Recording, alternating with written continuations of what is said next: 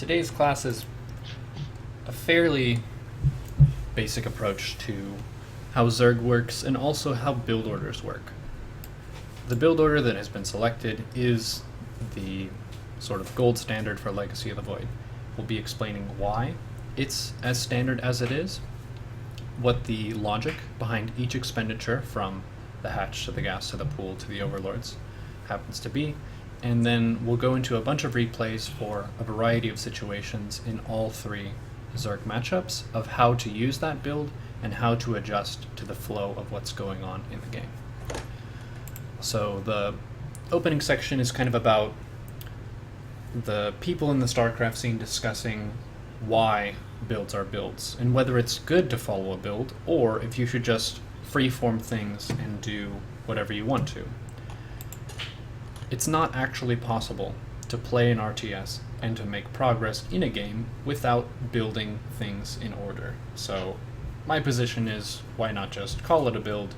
You can weigh the advantages and disadvantages of a given build, but there doesn't really need to be an avoidance of saying, here, try this build, this is how this build works, this is why I build these things in this order. So we'll talk about why builds become standard. The basis for this opening build as a solid build is one where you progress economically in an efficient manner, where you account for aggression from your opponent, and you can defend cheese, respond to it, and still take advantages.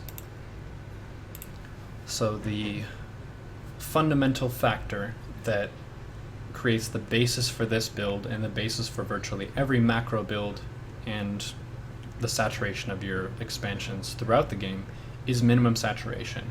Minimum saturation is reaching 2 workers per mineral patch where you don't lose any mining efficiency and you gain full value from a base that is safely defended. So in the beginning, you start with your main, and that's the most defensible base on every map in every game. So getting to 16 workers is a really straightforward way to power up so that your opponent cannot punish you, and then you can leverage that economy later on. So I kind of want to say that the reason you take hatch, gas, and pool around 17 to 18 supply is just after meeting that threshold of 16 workers. As a general sort of notion, it's surprisingly important to reach 16 workers per base. It doesn't actually make that much sense to your human intuition that reaching some arbitrary number at a base would be so important, but it's literally the primary difference across the leagues of players for mid to late game. Players who are in GM are going to be reaching those thresholds faster and cleaner than players in Masters. Players in Masters are more likely to saturate their bases perfectly than players in Diamond and Platinum, etc. So really place a high emphasis on getting that clean amount of 16 workers per base. So the Q&A for the build, one piece at a time. 13 Overlord first. I kind of added some questions and answers. If there are any questions that I didn't include in this Q&A, people in Discord or chat could ask those. But 13 Overlord is just a really crisp way to spend your larva early. You get about 100 minerals after you've built 1 drone, so that's a logical time to build an Overlord. You can extractor trick. It may be a couple more minerals of income, but it's very, very slight. And at the beginning, I tend to favor making sure your workers are stacked properly, so you have 2 workers on the mineral patches that are a shorter distance from the hatchery. We'll look at that a little bit in some of the replays. And then why not hatch before Overlord? This question was one that was asked really frequently in the beta, and even at the start of the launch of Legacy of the Void, people trying to find out what the new standard build would be. In Heart of the Swarm, it was 15 hatch, 16 gas, 15 pool. In Legacy of the Void, people weren't precisely sure what the most optimal way to open with Zerg was, so they tried out a bunch of different stuff. Some people were extractor tricking multiple times and taking a hatchery first instead of building an Overlord. Some people were trying pool first. It was sort of a process of selection where the better a build was, the more it caught on and the less people died to cheese, the more people could power up in the macro games, to the point where this build, 17 hatch, 18 gas, 17 pool, has solidified itself as the solid safe opener. So I do have a question, actually. I think, I can't remember where I heard this now, but it was mentioned that going 14 Overlord without Extractor Tricking was a little bit better than Extractor Tricking or 13 Overlord. Is that true, or? So, the thing you would weigh, you could say that going 13 or 14 Overlord isn't really a high impact decision, and it's a fairly similar outcome either way. But the advantages and disadvantages, with a 14 Overlord, you get to make that next drone a little bit sooner. So you go 13 drone, 14 drone, 14 Overlord, and then you wait until the 14 Overlord pops, and then you make some more drones. If you go 13 drone, 13 Overlord, when the Overlord pops, you can make 2 more drones. So it's trading, if you go 14 Overlord, one slightly earlier drone for a delayed next 2 drones. I think if you did the math for it, it would be very similar in terms of how your economy progresses. So really do whatever you want, but from what I've heard from Juno and Leenock and kind of up the tree of Zergs into the Korean scene, 13 Overlord is sort of the go-to approach for that, which is a little bit of an argument from authority. Right. It's cleaner and simpler anyway, so. Yeah. So the 17 hatch, we touched on this with the basic principle of why would you not take it earlier than that? The foundation is you take the hatch at 17 because that's right after 16 workers at your main. So you get minimum saturation in the main, and then the 17th drone takes the expansion. I did put a note in this about ZVP and how sometimes an opponent will send an early probe to block your base. Say Ulrina, for example, which is going to be taken out soon anyway. But if it's a short rush map, it doesn't cost your opponent too much to send a worker to your expansion and to run it around and mess up your build. So if you're worried about that, you can just wait until 16 supply. Instead of making that 17th drone, you can run a worker down to the natural and then take your base a little bit early. It doesn't really impact your economy too much. It's slightly less optimal, but it's much cleaner than having your base delayed. So the question, why not pool first? Pool first is a totally viable way to open. It's about 100 minerals less economical than hatch first, but if you're facing early cheeses like 13 gas 12 pooling Bane, it makes the defense a little bit simpler and mechanically easier. So that's a decision you can make as a player. Do you want to go for the more economic opener that can defend all cheeses, but is a little bit mechanically more difficult? Or are you willing to be maybe slightly behind economic openers, but safer against cheeses? That's a personal choice. You can't really say universally all Zerg should go hatch first or all Zerg should go pool first. What you do is up to you. But the way that I think about it is a hatchery is a really big target. It's a really high HP swarmy piece that you can put into the game. And it also increases your potential locations for income. You can saturate your natural, and it's increasing your production. So hatcheries produce larvae, you can put more units in the game as well. Next piece is 18 extractor. So the reason you don't go 17 extractor is to spend your larva immediately. There's very little difference in the gas timing in terms of usefulness. Having ling speed that much earlier doesn't really net you any big advantages. So you get a little bit more efficiency out of the larva production of your hatch by going 18 extractor. Why not gasless? Gasless, and evaluating whether that would be a good thing to go for in Legacy of the Void, was asked back in the beta. Gasless was a very standard way for Zerg to open in pretty much every matchup. in Heart of the Swarm, but in Legacy of the Void it's a lot less common.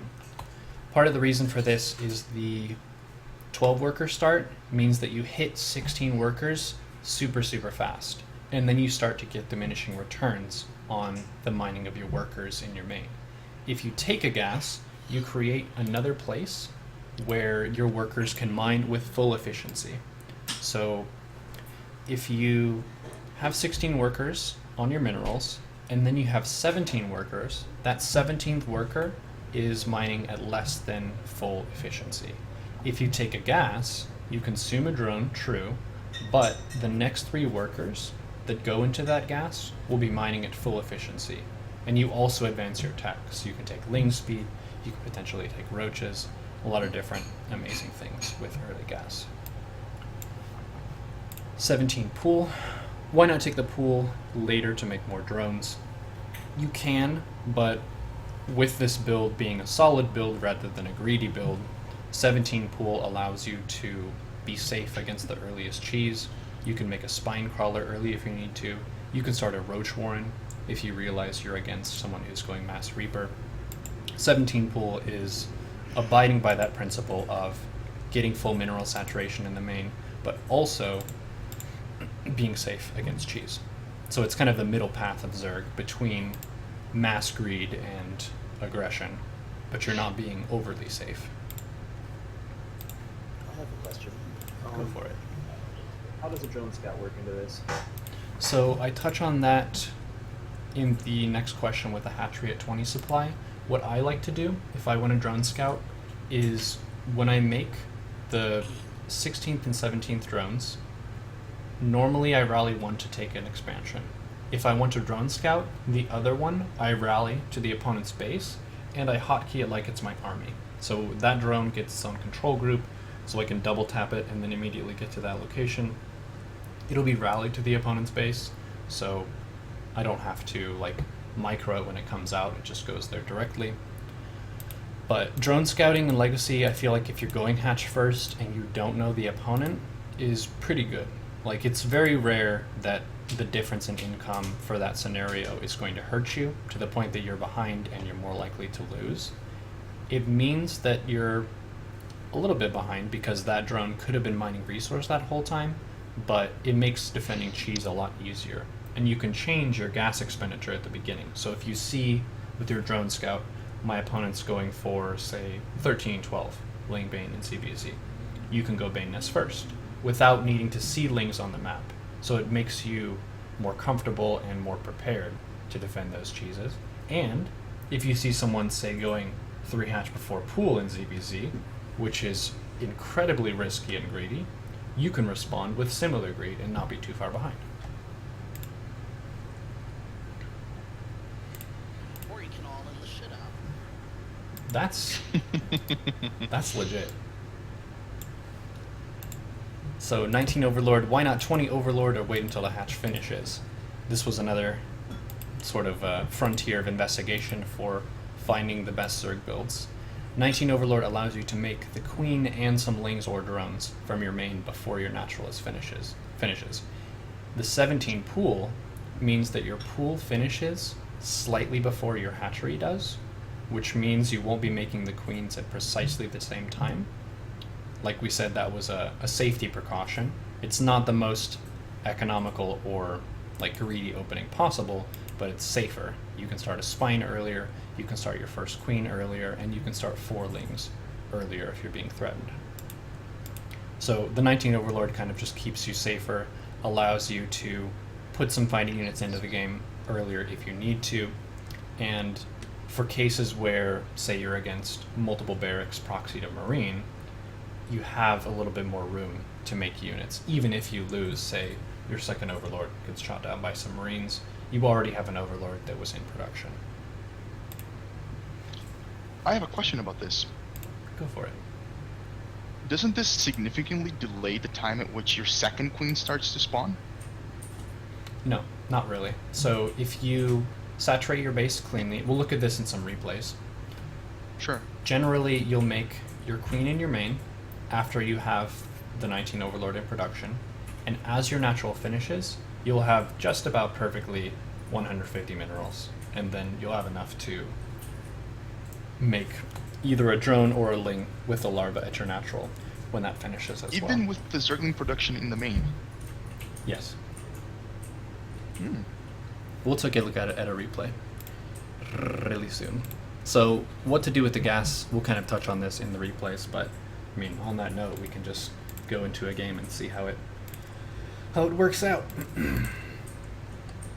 So what do you think? A cheesy game or a standard game? We should probably open with kind of a standard game. And then we can get into the cannon rush gas block nasty things where you have to think on your feet. Stinky cheese. The stinkiest of cheese, exactly. Gas block and cannon rush? Damn. Yeah. Yeah, It's you need the a lot of gas to effort. have vision of the upper ground. Yeah, it's pretty savage. Okay. That's just mean. It is. Well, Perhaps I you mean, meant to say Protoss. one of the primary principles of It's made its StarCraft job. is to give your opponent a bad time.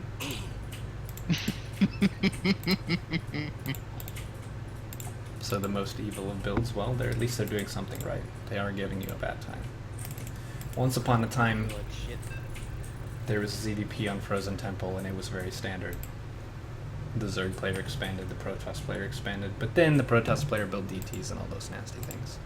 Oh, I played this guy at the start of the season. No wonder he wrecked my shit. He's a pretty good player. Didn't I love realize the he way was his doing name that. is ingrained in your mind.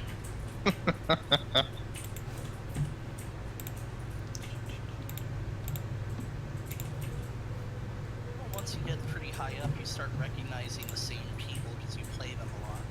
Yep. It's, I wouldn't say a close-knit community, the GM community, but it's definitely one where people know each other and hate each other.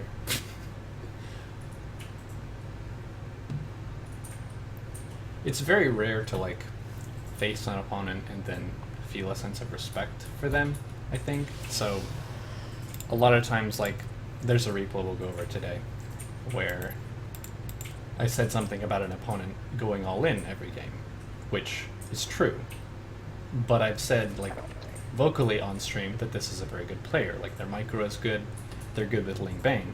And this opponent got very upset that I was shit-talking them, which isn't precisely true. Being good at the early game in an RTS is a very valuable skill and asset. And you can respect someone for their ability to micro Ling Bane. Like, his Ling Bane micro is about on par with mine, and that's pretty awesome. Oh, So, this guy's the one that accused you of going all in. Like, Yeah. All of the games you played against him. no, he said I all-in'd him twice, and it didn't work. And he all-in me that game with Ling Bane, and it didn't work. Whatever. We'll get to that game. So, 17 hatch, 18 gas, 17 pool. The first Overlord is rallied to the opponent's natural to see if they expanded. This Overlord here, which I'll go to everyone view so I can actually ping the map. This Overlord goes to the right in ZVP and ZVT because proxy structures like barracks and gateways tend to be placed around this area. Sometimes the barracks are here, or the gateways are like here.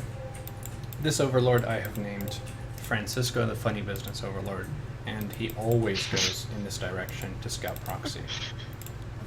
Wouldn't you rather scout those positions with a drone, though? You can. You can do that, but one of the reasons that I don't, like say you could fly this Overlord directly to the opponent's third. The Overlord will get to that third base so early that they would never have even taken that base anyway, and the first Overlord could probably scout that as well. So this route, where the second Overlord goes here, and then goes up here, will get to the third base at around the time that a Protoss would take a third base. I would almost think if you're going to drone scout for proxies, you should scout towards the other direction, the opposite direction from where the Overlord's going. Because they can sometimes proxy down the other way where your fourth is. So far away, though. Yeah. That's kind of the reason that they place it here. For one, this is on even ground.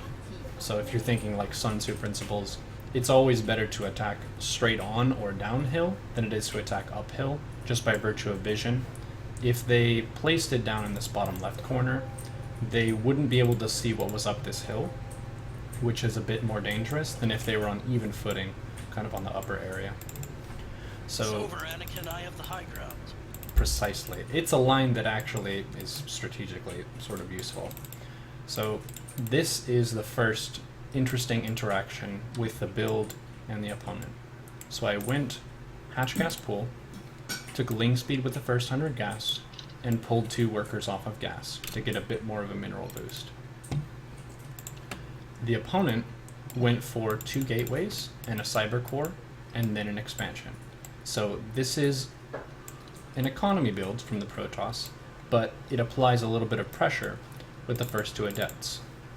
With this build, your defensive pieces are 2 queens, 1 in the main, 1 in the natural, and then I saw some adepts coming across, so I'm making some more lings.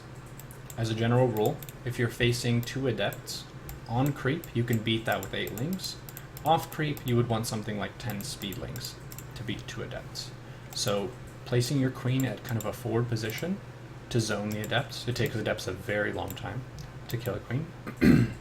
And then you have lings kind of at the backside that will follow the shade when they come into your base. So lings follow the shade. You can actually click the shades, like they count as a unit that you can follow. You can't attack them because they're the idea of potentially a future unit, but it makes it mechanically easier if you just press your ling button and then right click the shade for them to follow.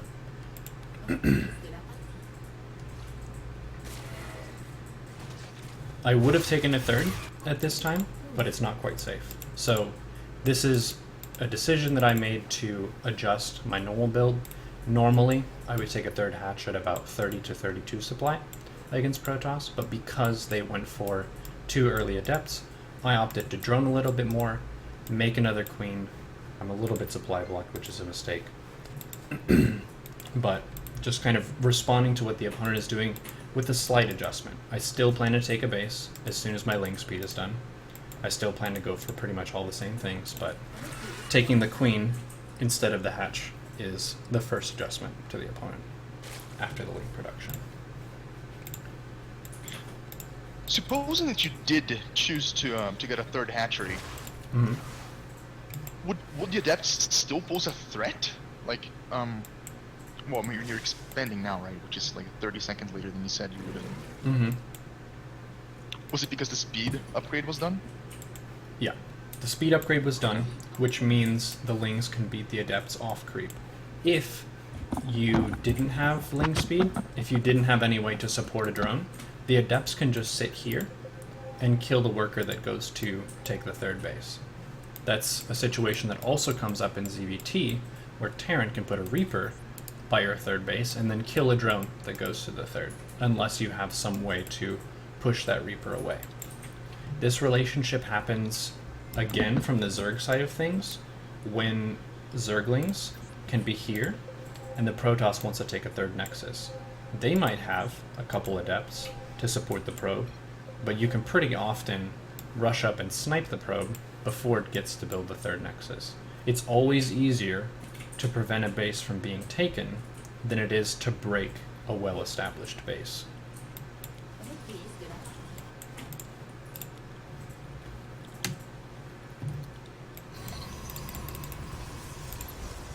So I'm going for a 2nd gas and a Roach Warren at 2 base saturation. That's kind of following the same principle of you reach minimum saturation and then you take gas and tech. Lair is a really good gas expenditure. It unlocks Overseers. It also unlocks Roach speed, which means Roaches can more effectively chase down adepts and can more effectively move across the map and deal damage to the opponent. I like going for a ling drop opener in ZVP. It kind of allows you to apply some pressure into scout. Lair is done, so I built an Overseer. One really nice way to have a clean early to mid game against Protoss is to put 1 Spore and 1 Spine per base. It's incredibly standard for Protoss to go for a big cycle of adepts and then shade them into your worker lines and try and kill drones. if you have a spine per base, kind of at the back of the mineral line, the AI of the adepts will prioritize the spine crawler above the drones, so they would have to manually click the drones to focus them down. And also notice that if they open with DT Prism, you have a fantastic defensive setup. The DTs could focus the spores, but they're going to be poked by the spines. They did kill my 4th base, which is amazing.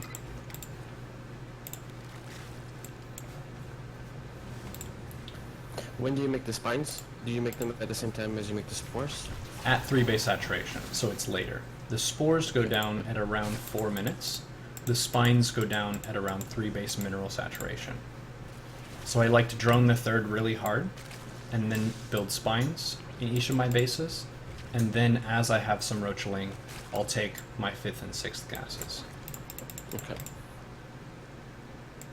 One thing that I've noticed, like when I was a mid-GM player kind of moving up and watching professional players, is when they saturate bases, often they'll have the 3rd hatch, or the 2nd hatch even, and they'll drone it super hard to where you see this number as something like 23 out of 16. And then they'll grab some of those drones, and they'll build a gas, another gas, maybe a piece of static, maybe a 4th base, maybe an evo chamber, maybe a spine, and then suddenly the base is optimally saturated again. So it's a little bit more efficient to spend the larva as soon as you get it, spend a few moments of your base being oversaturated, and then grab the drones and build a bunch of stuff, so you're even. You don't need to get to 16 workers perfectly, and then stop droning, and then build structures, and then try and redrone that base. It's better to oversaturate the base, and then grab a bunch of drones, static, static, tech, tech, expansion.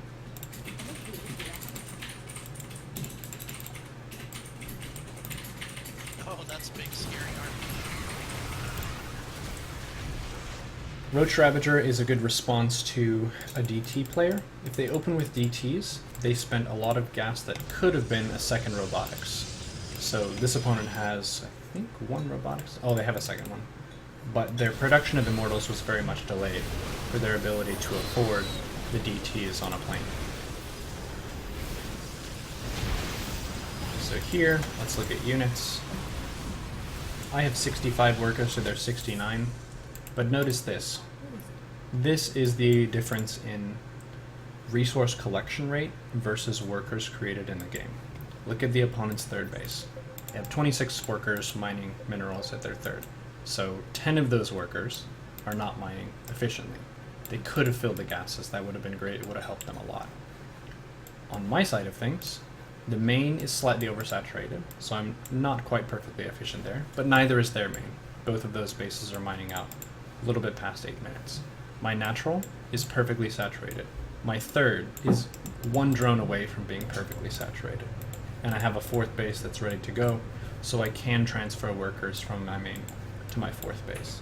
So it's pretty important to evaluate not just how many workers you put in the game, but the efficiency of the workers that you have in the game and your income.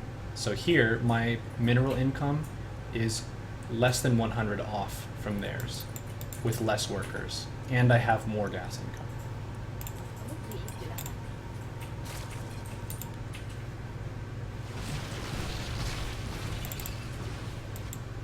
Cooking hype. Seems kind of odd for him to choose to expand in that direction. This is the aggressive expansion to take. By your army being on this side of the map, this location is already offended. So I would guess that their thinking is, I tried to take a 4th base down, so if they take a 4th base toward where I wanted to expand, they can be rallying probes and army and have this sort of left side of the map, this lane, defended by their pushing.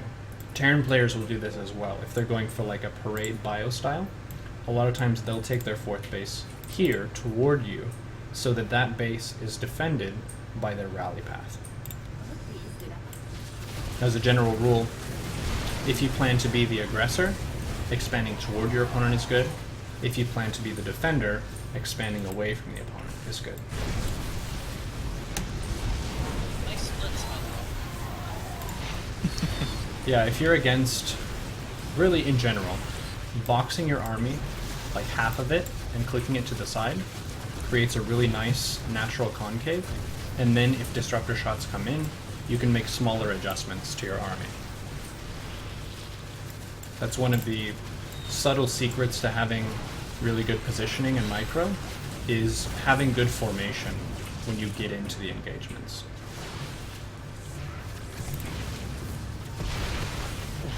Oh, dodge.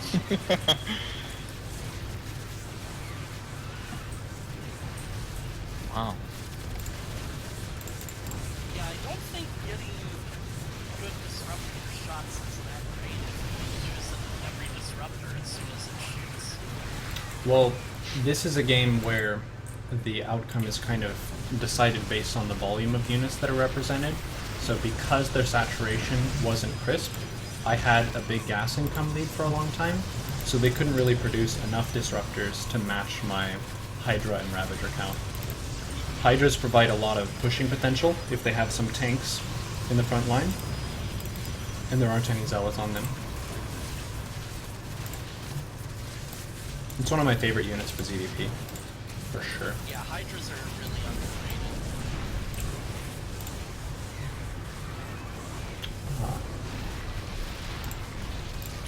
So just before this like final engagement, if you looked at the units lost tab, like numerically speaking, the resources you had lost were like almost double the amount of resources he had lost.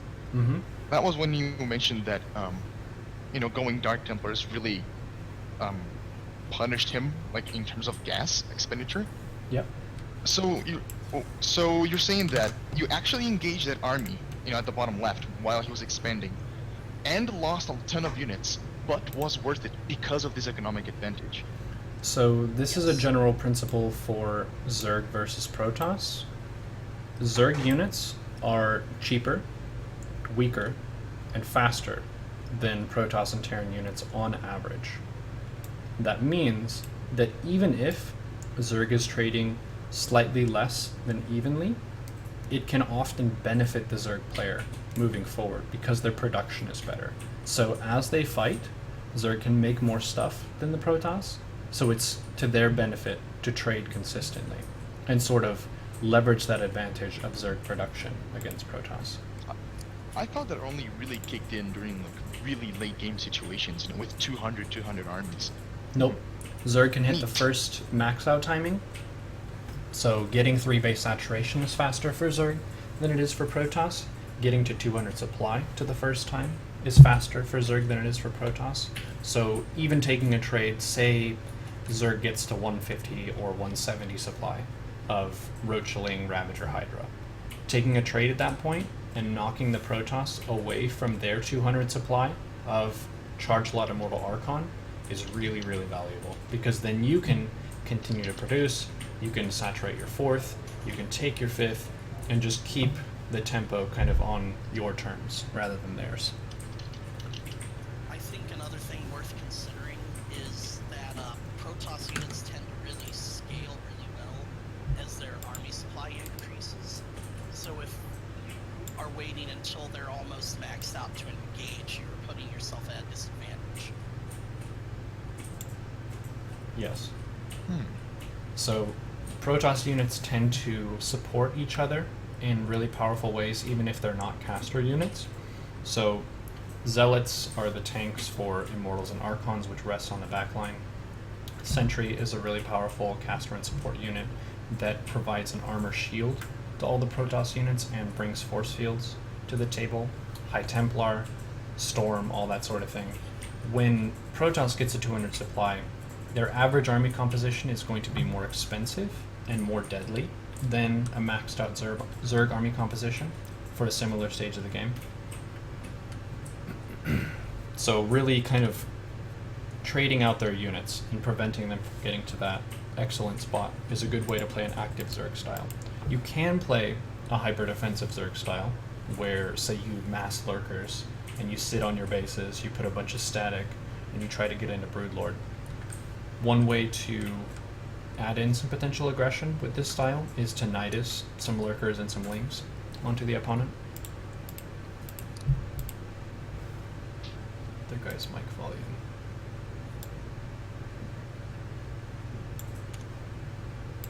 Chestnut. Is it Chestnuts? I don't know. I see some stuff over there or something. You know where it's coming from? There's background noise coming from my mic. That's the AC. So I don't die of heat It's getting exhaustion hot. in Texas. Yeah. Oh, Battle is there.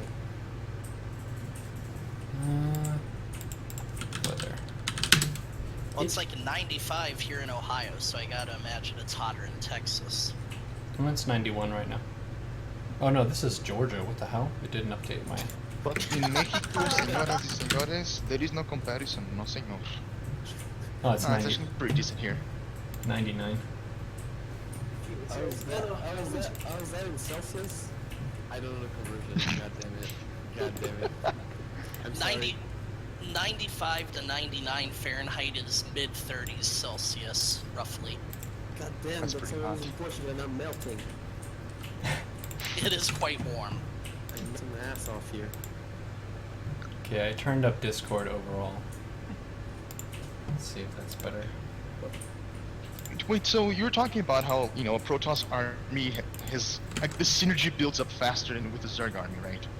But would you still consider a 200 supply Protoss army stronger than a 200 supply Zerg army, even with the Broodlords and like proper Broodlord Infestor Corruptor composition?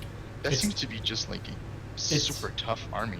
Yeah, it's a general rule. It's not like a strict rule. So there are cases where a Zerg army will be more expensive at 200 supply than a Protoss army, but for the majority of cases, if both players macro, like say, perfectly evenly, which is a scenario that never happens, but if you want to theory craft for a little bit, both players open perfectly evenly, they saturate based on their races perfectly evenly, Protoss will generally max out a little bit later and be a little bit more gas rich. This doesn't mean that one player can't saturate their base better, maybe get more gas in their composition, and get into a stronger 200 supply army, and then just A move and win. Zerg can definitely do that, and as you pointed out, Broodlord is that unit for beating all Protoss ground units.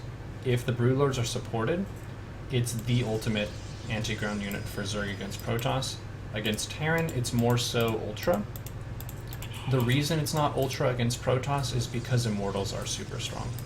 Alright, so this is getting hairy real fast. God damn it. As I pointed out with the 17 hatch versus the 16 hatch, this is why. This putting a pylon here means I can't take a base here.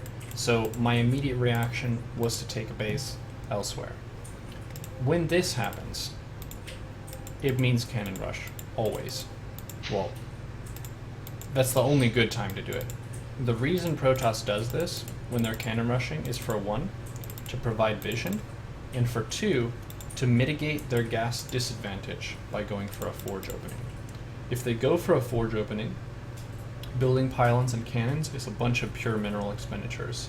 So with this build, Protoss is behind in gas every time, except for when they take your gases, and you don't have any gas edge that you can leverage against them.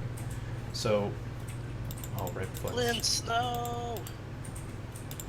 Okay, he's back. So I take my pull, and then I send a drone to follow the probe and see what's up. And the cannon rush begins. So, Okay, I'm back. welcome. Generally, against cannon rushes, you want to put about 3 drones on each probe, and about 4 drones on each building. It's stressful, so take it as a fact that when a cannon rush happens, it's going to be like its own mini game, and it depends on micro and skill. It feels dirty, but it's a legitimate tactic. It's not going away, so you might as well get used to dealing with it. In this scenario, if you look at the Protoss, they hotkeyed 2 probes on separate control groups. This is a really well executed cannon rush that has more flexibility to it than just one probe that's trying to place some cannons. It's also more committed. So they're sacrificing all the mining time of 2 workers of their 18 workers, which, as we pointed out earlier, fits perfectly with the minimum saturation. They hit minimum saturation in the main, and then the shenanigans begin.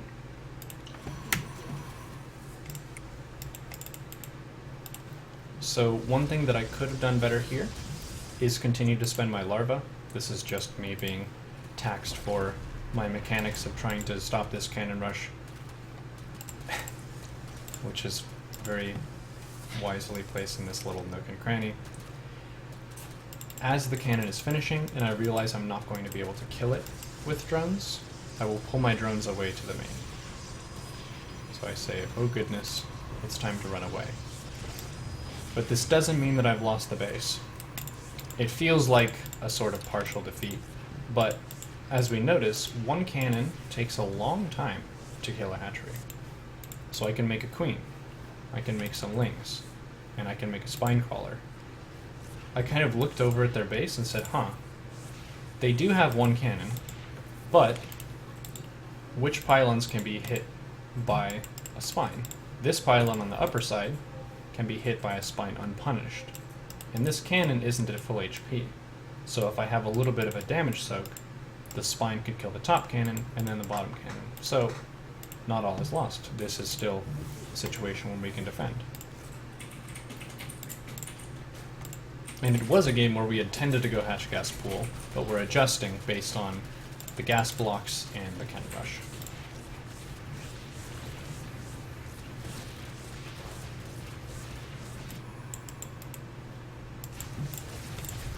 A fun question to ask, especially in cheesing scenarios, is what is the most important overlord in the game? Anyone have ideas? Francisco. Francisco was pretty important, but I would say Oscar, the first overlord here, because now I have vision that they expanded toward me and that they don't have the back base. And now I know that there's the back base. So this is going to be a very mineral, it's a very mineral focused cannon rush into greed, which, as Violet taught me at the team house, it is, after following cheese, better to go for either a follow-up cheese or greed. If you go cheese and then play safe, you just fall behind and you lose a lot of that momentum. So cheesing is fairly risky, so you might as well just keep with the theme of playing risky. Since I defended the base, and there was a cannon rush at my third, I opted to take a really big gas advantage. In StarCraft generally, you want to identify what advantages your opponent is trying to take, which, with this third nexus, the opponent is trying to take a big mineral lead. So I say, alright, have your fun with the mineral lead, I'm going to ling drop you and take a gas advantage. So, by making queens, I build army units that gain value over time, cost no gas, and allow me to invest into Hydra and or Liquor. So 2 base Queen Hydra Nidus, if you successfully defend your natural expansion, is a really good response to a cannon rush opening. Yep.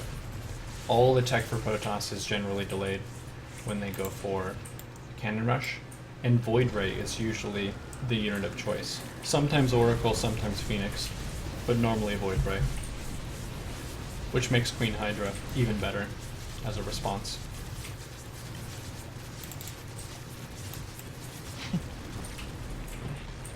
So Nidusing back and forth. Queen Hydra is not very mobile, but Nidus makes it a really mobile threat where you can attack any of their bases at any moment.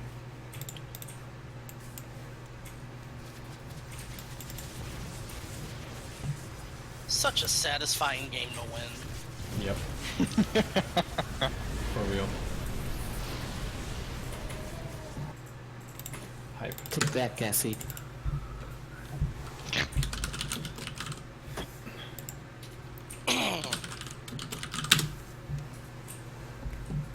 Sweet.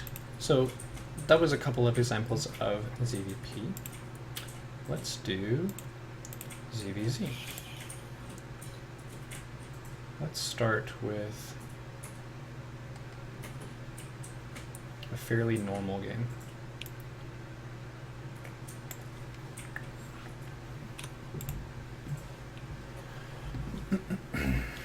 I have to restart my game real quick. Okay. There's a disconnect. See you in the next one.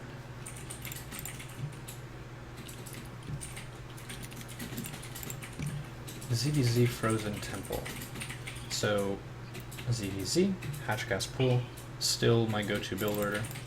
I may drone scout this game. I don't remember exactly if I did. But as I mentioned, it's done at the point when you take an expansion. I guess I decided. Yeah, I do it. Okay. So the expansion is taken and I drone scout. The drone is rallied into the main. I want to see the build. I see the timing of the natural. I see the timing of the gas in the pool, and they opened pretty much exactly as I did. But principle day 9 articulated is sometimes you scout and you don't necessarily need to react to that. So he called it a non-trigger. You scout and you see something and it means that you can just continue with your plan. And that's fine. So I went hatch gas pool, link speed with my first 100 gas. I took a third base because I had drone scouted and knew I was safe. And then I took a Bane nest. So I have a way to spend gas. This situation here is one where I decided to make more drones, and the opponent decided to make Ling Bane with less economy. So for the player who chose economy, often they're going to be taking some losses and can still be in a decent position. So I lose my third hatch, but my advantage here is drones. So I'm going to try and resecure my third base. Ooh, that was painful to watch. Yep. I lost quite a few links to some Banes. Mistakes were made. Ling Bane games are always going to be messy. It doesn't matter if you're GM, if you're silver, whatever. Like, players will make mistakes. They are very, very fast units in very dicey scenarios where one Bane can blow up all of someone's lings. One thing that I've been working on doing is stealing some units to a separate group to harass an opponent. It makes the ling threats a little bit more flexible and dynamic, where you're not committed to shoving all your lings in one location. You can split them up into smaller groups that can get things done. Some good unit sizing for those attacks, like 8 to 12 lings into a base is pretty good. Maybe mixing in a couple Banes could be nice as well. Lings drop off really, really hard in Roach Ravager Wars, especially when upgrades kick in. So trading the lings out in those small counterattacks is generally better than saving them for the main fight.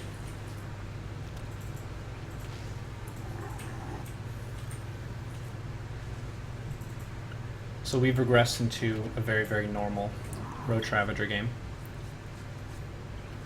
The most important principles here are to know when and where the battles will be fought. So the super important overlords in the game.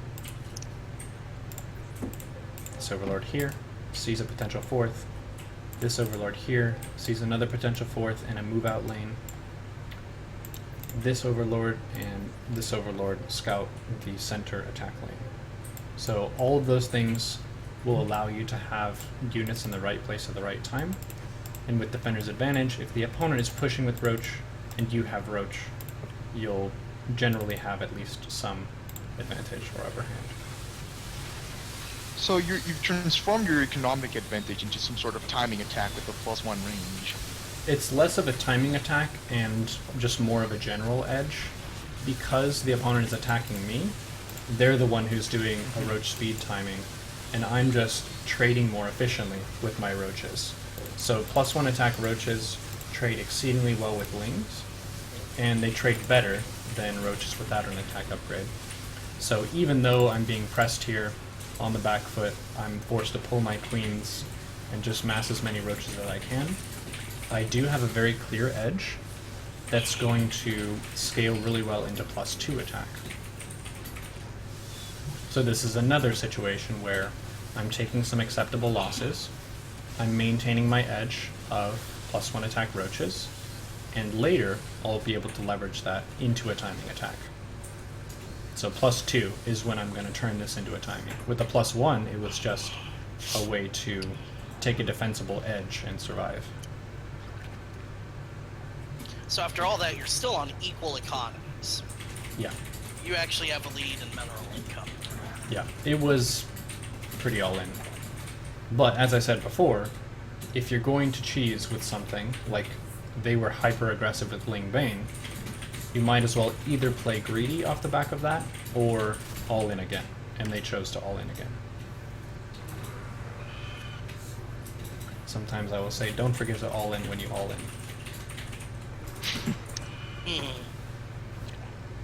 A lot of players, they always remember.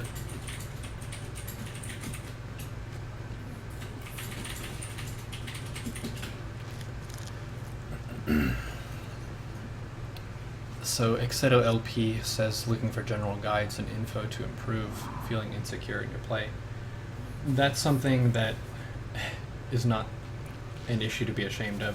StarCraft is a very, very hard and unforgiving game, so kind of regardless of your level of play, there are going to be mistakes and weaknesses in your repertoire, and accepting those and being at peace with those and putting work in to reduce them is sort of the incremental process of making gains. So even at a GM level, there are areas where you're not solid and stable, where you consistently make mistakes, and it's a really big asset to be able to admit those and say, all right, in certain situations I'm just generally weak and I want to try and find practice partners of that race or matchup. I want to work on these builds and work on my win rates and enjoy that process of chipping away at your weakness over time. Because really that's the only thing you can guarantee, that putting in work will net you some experience and some advantages over time. You can't guarantee that all you need is a special build and then you'll be a great player. And it's very difficult to say even when greatness happens. Like, is it reaching a certain league? Is it winning a tournament or a title? You gotta squat every day if you want sick gains. So this was the +2 attack timing that I was talking about. My Roach and Ravager count was virtually identical to theirs at the 4th base, but my units traded much, much more effectively. As Goosehead had said in the chat in response to one of the questions, the reason you favor attack upgrades over armor upgrades in most matchups, at least CVP and ZVT, is because if you're making ranged units, all of your ranged units should be firing, but only your front line of units should be taking damage from the opponent army. So you're only getting value on the upgrades that are actively being used in the match. So attack upgrades generally a higher value. Let's do... So, this might be a bit outside the scope of the class, but what do you think about his decision to go into Muta after committing so hard to Roach? So I've seen other players do that. It doesn't seem like a very good idea to me. It can be really good if your opponent doesn't attack you, or if you're very far ahead. So I played... In this game, the opponent went for a Muta switch, but I would argue that Frozen Temple is one of the worst maps for it, because the rush distance is fairly short. You could say the Muta transition is going to be better proportionate to the rush distance on the map. So say Invader, horizontal spawn. Muta switching from Roach versus Roach can be really, really good. Muta switching on a map like Arena or Frozen Temple is quite fatal, especially if you're behind. So it's not really a good tech transition to go for if you're behind in economy and you're behind in Roaches. It's a way to transition your advantage into a different unit composition. I played Vibe yesterday, and he went Ling Bane, Roach Ravager into Muta. I think he skipped Ravager. But he tried to go for a Muta transition when he was behind after the Ling Bane stage, so he just died when I attacked with Roach Ravager. I saw that game. Yeah. Let's do ZBT. So would you say that your opponent's like 2 all-ins did not affect you enough? Because they seem to deal a lot more damage than you did initially, of course. Correct. So that's identifying a range of acceptable losses. If you take an economy advantage and the opponent opts for heavy aggression, you can take some damage, and still be on even footing. It looks messy. It looks like the attacker got something done, but the attacker is at a burden to deal a specific amount of damage to get ahead, a specific amount of damage to break even, and sometimes they can even deal a small amount of damage and end up behind. So in that particular game, their first attack was probably about break even. They killed my third, but I had a drone lead. I made a mistake with the Ling counter, so it was a fairly even progression into the mid game. But their Roach Ling bust at my base was probably not enough to put them ahead, since I had an Evo Chamber upgrade going and they didn't start an upgrade. Which is why I was able to push through with a +2 attack. And the Muta switch, when they were behind in upgrades, was too much for them to get away with. That's why you're not dead if, for example, if you get 13-12 and you lose your natural, you're still not necessarily even behind. Oh yeah, speaking of which, I meant to do another ZBZ reface cheese. Oh, I always interpreted losing a base as like being objectively behind. Nope. Base takes a lot of work to kill. It's a big target, and a lot of times if the opponent is focusing that base, you can kill a lot of their units and end up ahead in certain situations. That's a good thing that will help your mindset and your sort of composure in your games, is to see losses happening, account for them like they're part of a math problem, but not really feel defeated or hurt. You just think of being adjusted based on what the opponent is doing. Alright, the opponent invested heavily in aggression to kill one of my things. I will rebuild this thing, and I will take a different advantage. So that previous game, by them killing my third hatch, they took a larva advantage, but I took a drone advantage, and a gas advantage, and an upgrade advantage. Mm-hmm. Sure, you take your edges, I'm gonna take mine. So the Venture's advantage was what really allowed you to compete against the larva advantage, right? Because even though you had less larva, Defender's advantage, your reinforcements arrived quicker, and the +1 upgrade. That's it. Exactly.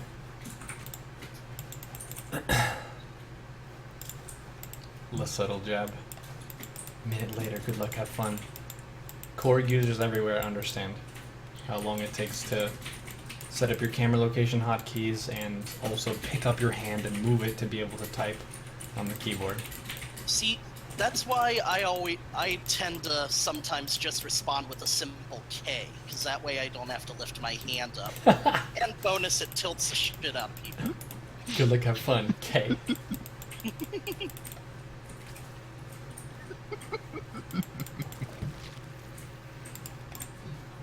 Okay, the excitement has begun. This is the earliest of all possible cheeses. This isn't even 13-12, I mislabeled it. They went for 12 gas 11 pool. So they have 8 workers on their main and 3 workers in the gas. So that's 1 worker per patch, half of minimum saturation. They have no queen. It's kind of like a 10 pool Bane opener into speed in Heart of the Swarm. This can feel pretty nasty against hatch first, but as we were talking about in the previous game, your range of acceptable losses is incredibly huge in this scenario. We're a whole base ahead, so a whole hatchery is done. The opponent has no way to expand for a long time. 15 workers mining minerals. Even if I lost 7 workers, I would still be even on drone count, but with an expansion and with queens. So there's going to be damage taken, but that's very, very okay. Would you say that placing down a spine would be an overreaction or not? For me? Sure. For me to build a spine? Or for them? Oh, for you in this defensive position. It would be okay. One thing that caused me not to build a spine was the time that these lings got in. So the lings got into my base like a 12 pool opener, which means they can start biting the spine as soon as you build it. You could make a spine and then surround it with drones to prevent them from striking the spine with the lings, but that makes you vulnerable to the Banes that come in. And I saw the Banes with this Overlord here. So my thinking was, Queens are incredibly good against slowlings. They're good against Banes, and they'll allow me to control this area. If I control this ramp, I win the game. It's over. So my goal is to get the 2 queens, pull them to the ramp, and then stabilize, and we'll see how that happens here. So I do take some damage. I'm down to 13 drones against their 11 drones. I'm pulling the drones away, kind of trying to buy time, taking a small fight here. Still have 1 drone more.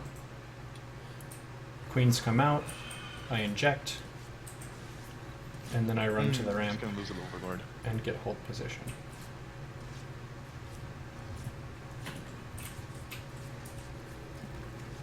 One thing that's pretty decent to do if you're the hatch first player and you have quite a few lings is to chase their lings off of creep to prevent them from being able to build Banes.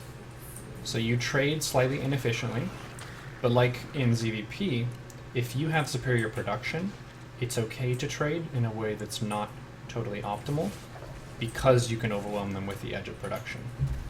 So at this stage, I'm droning into my main. The natural expansion is a very beefy target. Takes a long time for lings and Banes to kill it. So I'm just using a very small number of Banes to defend this. And then if you can, putting 1 to 2 lings on each Bane is really nice. And these queens now are building up energy to transfuse. I don't need to inject because I already have a larva lead just by virtue of having a second hatchery. Do you think placing a creep tumor near the ramp to have creep between your main and natural would have been good here?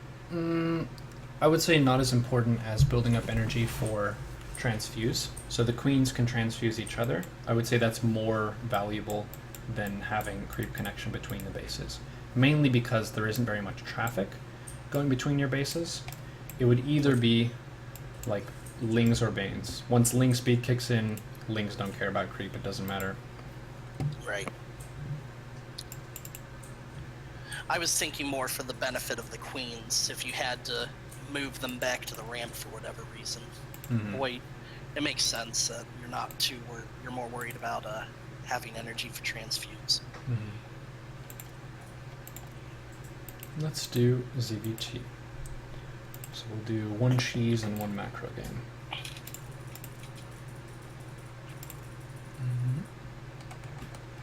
I didn't label one of the games, but it was an opponent named Good Neighbor who did Proxy Barracks Marine. Which is a really good name. With a name like that, he better be the kind of person Mr. Rogers thought he could be.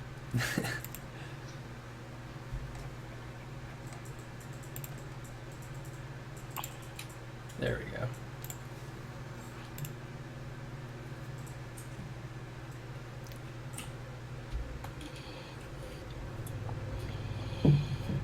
Opening hatch gas pool against Terran.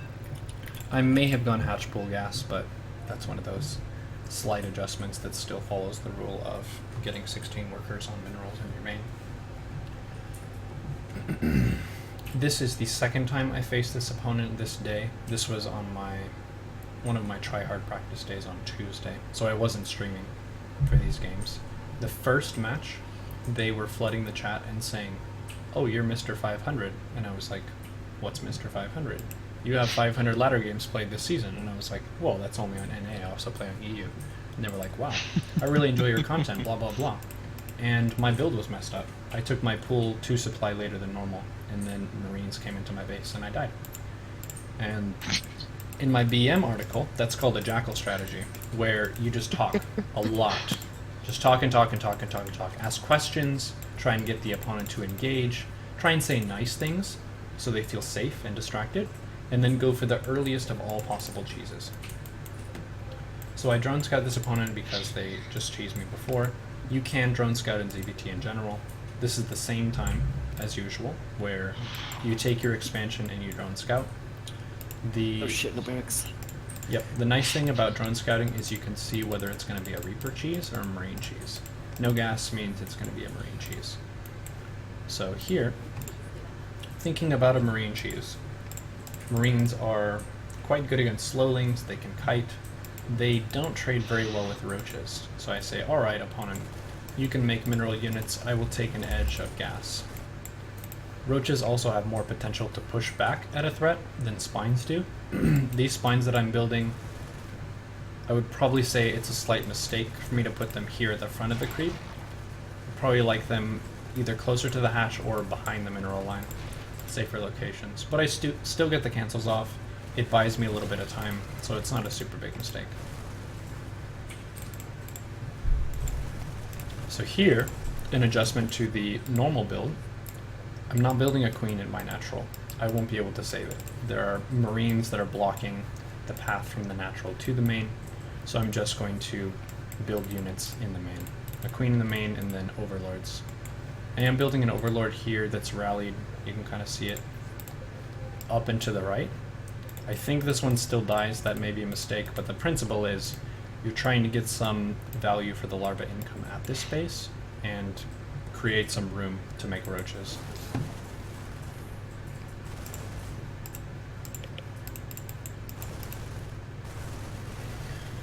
Yeah, look at the hatchery. It's 1,500 HP. So all of this time that the Marines are shooting it, they could have been up in my main shooting me. So hatch first. It's safe not just because you produce a lot of stuff, but it's also a big health buffer for the swarm. And then you get some bonus broodlings. And you're not even behind if you lose it either. Yeah. So like we were talking with Gooseheaded about before, that would be an acceptable loss where you look at the worker count, I'm still 4 workers ahead. If you went up the ramp, would it be able to kill you? No, I could have pulled drones. So one thing you can do, I may pull drones here actually, is box your drones, bind them as army, take a fight with the drones. Yeah, I think I do that. Oh. So you fight with the drones, which the Marines would have to right-click your roaches, which is really hard. And then as soon as you kind of take the momentum back, you send the workers back to your worker line, and then you press your army key, Control-Shift-click the drones out of your army, and then Control-rebind your army without the drones. That's the mechanical procedure for that.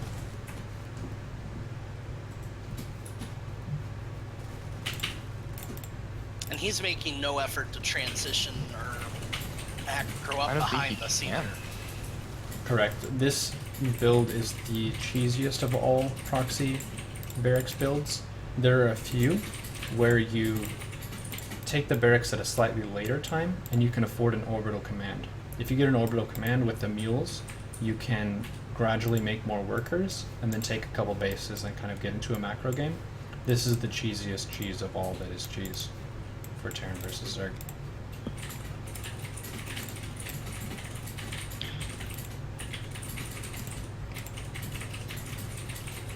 Now we're just very gradually building up a critical mass of roach count with our 17 workers to the opponent's 11. The opponent's setting up a trap.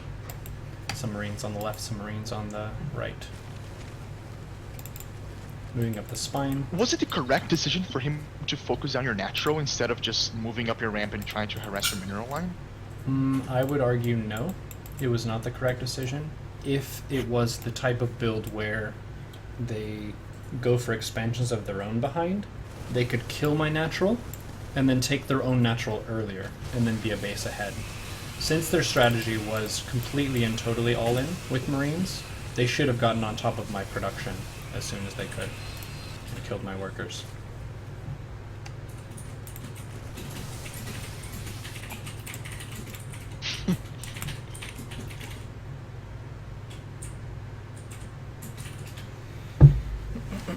Man, those roaches just come out of the darkness and he's like, nope, we're having none of this. It's time to go.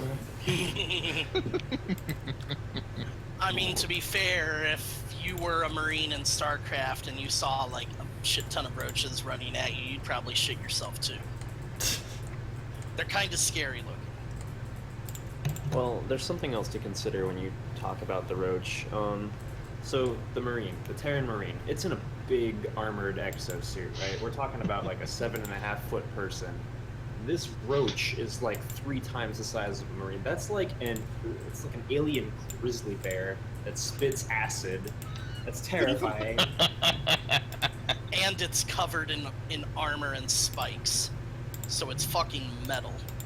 No wonder we play That was Zerg. good. Spits acid and covered in armor. It should be like playing in a metal band or something. I would hopefully this kid was a Marine. Zerg And is the basically Ultra will war. hunt back.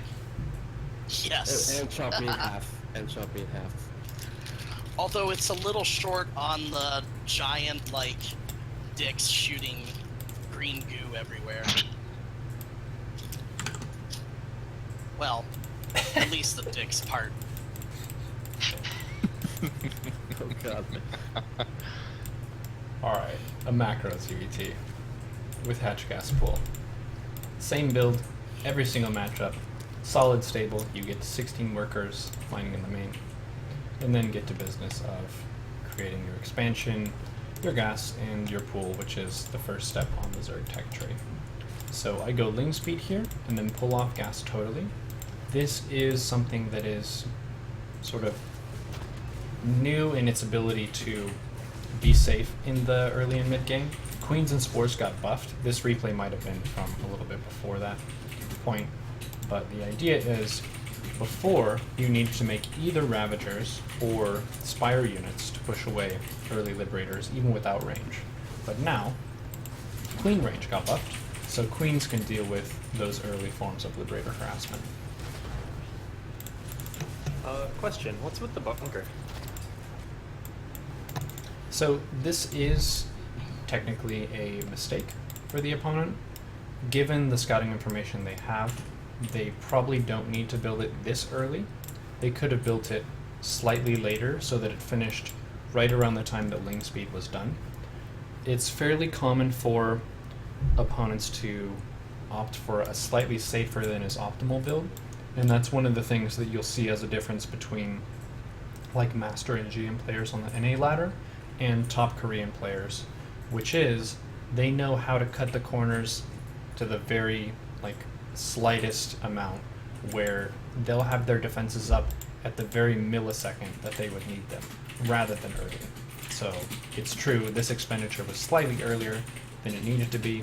They could have maybe spent that money elsewhere, but they're a little bit safer and they have that peace of mind of having a bunker at home. Okay, cool, thanks.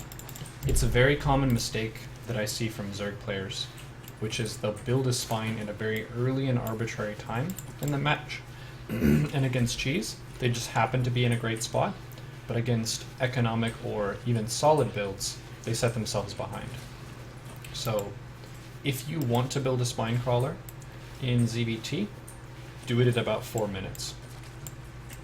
No earlier than that.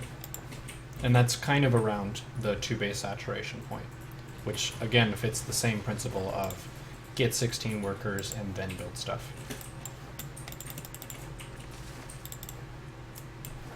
So taking the second and third gases is something that happens after you have saturation at your expansion. This match I opted for Roach Ravager play. One thing you can kind of follow is you take your first gas in the main, you take your second and third gases at the natural, and then you drone your third, and then take 2 gases at the third. I think I do it this way. So I have a question about that actually, because I've gotten seen some mixed information about it. I know Pig tends to recommend not going above 2 gas until you reach 3-base saturation. Is there a reason you recommend going up to 3 gases before 3-base? So with 3 gases, you can go for a few more kind of luxury expenditures a little bit early on. If you look at my money right now, I am floating a little bit of gas, but if you go for some extra gas, you could think about ways to spend that to take advantages. You can afford burrow and tunneling claws a little bit more easily if you go for a faster third gas. It's true, if you went for a second gas and delayed your third and etc. gases until you have 3-base saturation, the 2-gas approach is going to be more middle income, more macro oriented in the sense of developing an economy. This one with the third gas early means you can invest in more technology. Okay. So it's sort of a decision on how tech-focused versus economy-focused you want to be. Yes. And you can also make more Ravagers with the earlier third gas. We've also got Burrow. Yep. Ooh. So if I were not making Roach Ravager at all, but going pure Ling Bane, maybe the third gas wouldn't be as necessary? It still depends, because you can go for an Infestation Pit at an earlier time, Bane speed, and you can have more Banes. You could also do Baneling drops with the third gas. So it depends on whether you prefer being mineral focused or gas focused. Alright, that makes sense, thanks. Yeah. In Heart of the Swarm, Pig is kind of famous for his rule of one gas approach to ZVT, which I learned and I played that style for about 2 seasons, so it's totally legit. But it's nice to kind of learn about the principles that a lot of pro players and content creators bring up, but then think about how you could make some slight adjustments to those things. StarCraft is a single player game, so what you ultimately choose is your decision, and it can be kind of fun to maybe try some stuff that might not be the most optimized of all time, but it could be fun, for one, and it might allow you to lead into something that could be a great adjustment to someone's play. You could say that the most brilliant innovations in StarCraft are usually subtle changes to really well-established formulas, rather than suddenly coming up with a totally different thing. Yeah, that makes sense. One example of a sudden change that really rocked the meta was Dark playing Ling Bane in ZVP with a bunch of drops and stuff. Like, that wasn't really something he made subtle changes on. He busted out of style and then won SSL with it, which was really cool. But for everyone who is not Dark, you can try to make new styles. And there are a lot of styles that you can leverage on the ladder that you could say get to Master or GM that aren't viable at the highest level in the competitive scene, but are totally legit for your personal play in your ladder games. And that's one of the things that I kind of envy about the mid and lower leagues, is the flexibility of strategy, where you can just go for really silly stuff and it can totally work. Like, I saw someone in chat typing recently about sometimes when their lair is done, they'll send a couple drones over and have an Overlord drop creep and then build spines in the enemy's base. And it works. It works in Silver League. And it's like, damn, dude, you keep doing that. That's Yo, great. dog, I heard you like bases, so I'm gonna build a base in your base. Yep. That's teamwork. Hey, building a base in their base is a completely legitimate strategy, because if they don't respect it, they get roach all in. Yeah, but not at lair tech. And I think even at high levels, though, there's room to adjust any style to your own strengths and weaknesses as a player. Yeah.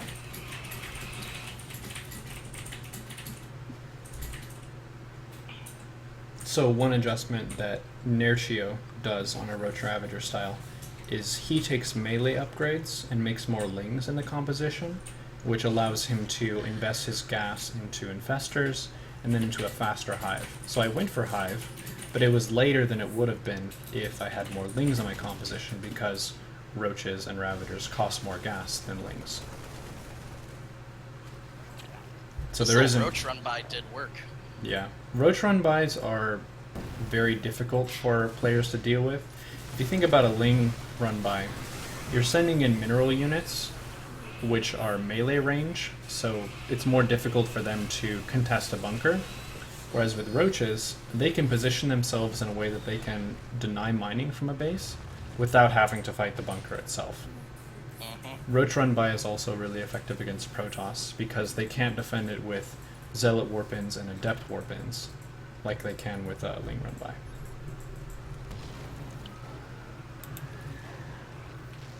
Contaminate.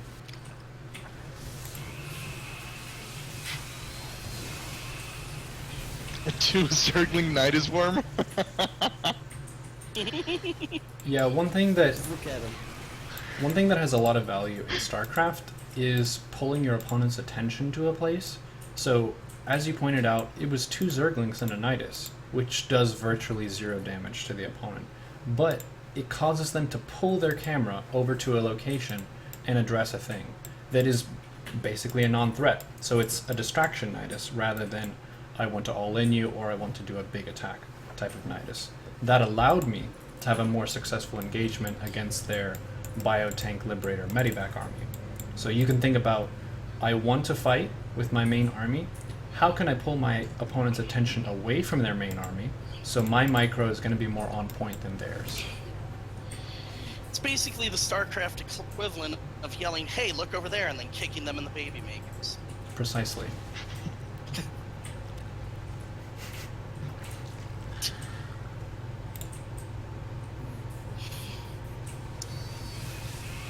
A thing to note is I think this is... oh, never mind. Go ahead. Sorry. the worker count. I've been right around 67 pretty much the whole game. That's just about 3 base mineral saturation with all the gases being taken. And notice, none of my bases are mining inefficiently. So I have 2 in the main out of a total 6 for efficient mining. 8 out of 8 is great in the natural. 8 out of 14 in the third. 12 out of 16 at the fourth. And then 10 at the 5th base.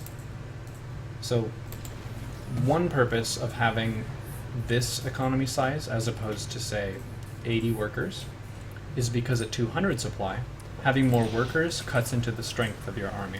You can produce more, you have more income, but your maxed out army is going to be weaker if you have more workers. So 67 workers or so is quite a good economy size to reach and maintain in the mid and late game in pretty much every matchup. If you get below that economy size, you would only really want to keep it low if you were against someone who is going for a big turtley army, like say Protoss is going Sky Toss, and you're trying to go Ultra, Infestor, Queen, Viper against them. You might go down to say 35 drones with a very small income, but a very, very big army to fight their army. Ooh, nice fungals. Heads.